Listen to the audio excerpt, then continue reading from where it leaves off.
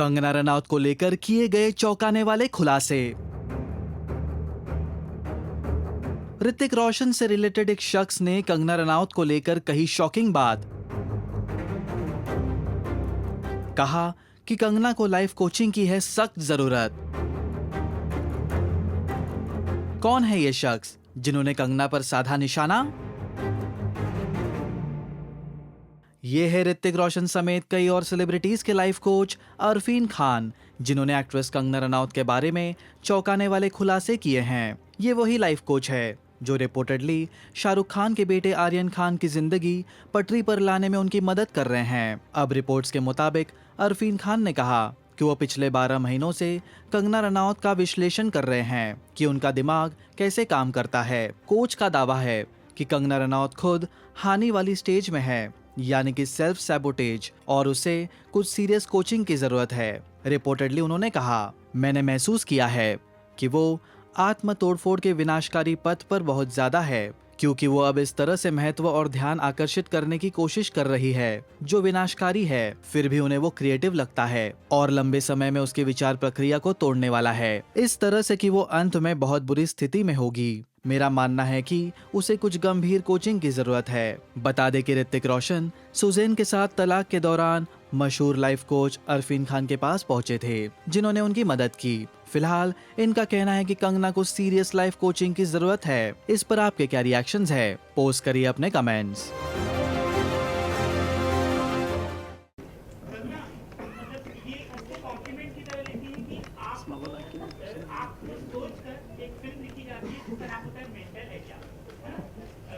क्योंकि आपके बारे में कहा गया है, अरे कंगना वो पगली है, ऐसी है, कई आपके जवाब या जो भी विवादित बयान रहे हैं उसको लेकर, तो आप इसको कॉम्प्लीमेंट की तरह लेती हैं कि थोड़ा सा पहले लगा यार ये फिल्म मुझे ऑफर की जा रही है? नहीं, आई थिंक मेरी ज़िंदगी में काफ़ी एक फेज़ आया था जिसमें मुझे ये कह कह के काफ़ी शेम करने की ओपनली कोशिश की गई थी कि ये एक्चुअली में इसको दिमागी प्रॉब्लम है, ये मेडिकेशन पे है, तभी ऐसे क्लेम कर रही है। एंड उसका मैंने एक जवाब भी दिया था कि सो व्हाट, जबकि मैं किसी मेडिकेशन पे नहीं हूँ। अगर मैं होती भी तो मुझे लगता नहीं मुझे शर्मिंदगी होती इस बात की। लेकिन फिर जब मुझे कनिका जी ने ये रोल सुनाया तो ये बात ज़रूर है कि इसके करके जो सहानुभूति है वो बहुत ज़्यादा हो गई मेरी तरफ से, कि मुझे ऐसा लगा कि ये रोल को मुझे सुन के ऐसा लगा जैसे मेरी ही कहानी है। क्योंकि अगर वो फेज़ मेरी ज़िंदगी में नहीं आया होता 2016-17 का था जो, उससे पहले अगर मैंने आपकी कहानी सुनी थी तो मुझे नहीं लगता ये भी एक इशू है कि लाइक एक लड़की को सब पगली पगली बुलाते रहते हैं उसकी, और वो भी थोड़ा सा ऑफ है, थोड़ा ऑफ बीट है। तो ये जो मेरी ज़िंदगी में जो फेज़ आया उसके करके मैंने बहुत रिलेट किया इस फिल्म से। आई थिंक सो मुझे एक्चुअली में ना कॉम्प्लीमेंट लगता है और ना किसी तरह का ह्यूमिलिएशन लगती है। आई एम ओके अगर मेरे बारे में लोग या अगर मुझे लोग झांसी की रानी सोचते हैं, मेंटल सोचते हैं, वोला में सोचते हैं, या गैंगस्टर की मोल समझते हैं, या तन्नू समझते हैं, दत्तो समझते हैं। So for me it is neither a compliment nor a humiliation. Life में थोड़ा यू हैव स्टार्टेड थोड़ा कूल डाउन होना भी जरूरी है। आई मीन टू हर चीज़ को लेकर बहुत ज़्यादा, जैसे अपनी टाइटल को लेकर थोड़ा आपने सोचा कि चलो रास्ता बना लो, तो हैव यू थोड़ा आपका जो थॉट प्रोसेस? हाँ, मेरी मम्मी को एक एस्ट्रोलॉजर ने कहा था 30 के बाद ही थोड़ा काम डाउन होती जाएगी फिर हेलो 30 मेरा हो गया है, अब धीरे धीरे इसके अंदर की आग बुझती जाएगी, तो वो हो रहा है, आई कैन सी।